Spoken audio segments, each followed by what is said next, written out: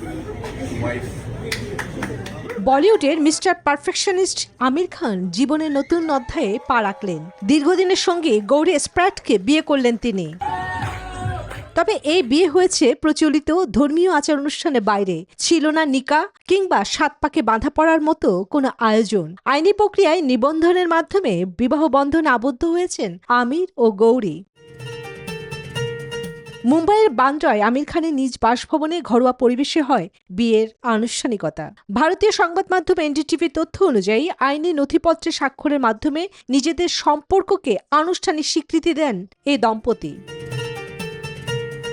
জাঁকজমকপূর্ণ তারকাবহুল আয়োজনের পরিবর্তে পরিবারের সদস্য, ঘনিষ্ঠ বন্ধু ও শুরু হয়েছে আমির খানের জীবনের নতুন অধ্যায়।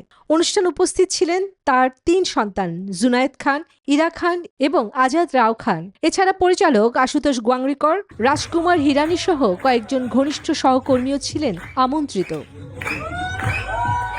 বিয়ের পর অতিথিদের জন্য আয়োজন করা হয় বিশেষ মধ্যাহ্নভোজ। মেনুতে গুরুত্ব পেয়েছে নবদম্পতির ব্যক্তিগত পছন্দ। দীর্ঘ 25 বছরের পরিচয় এবং 2 বছরের বেশি সময়ের প্রেমের সম্পর্কের পর আনুষ্ঠানিকভাবে বিবাহ বন্ধনে আবদ্ধ হলেন আমির খান ও গৌরী স্প্রাট। 2025 সালের মার্চে নিজের জন্মদিনে প্রথমবারের মতো গৌরীকে জনসমক্ষে পরিচয় করিয়ে দিয়েছিলেন আমির। তখন তিনি বলেছিলেন, জীবনের এই পর্যায়ে এসে তিনি খুঁজে পেয়েছেন গভীর শান্তি। চন্দ্রা, নিউজ 24।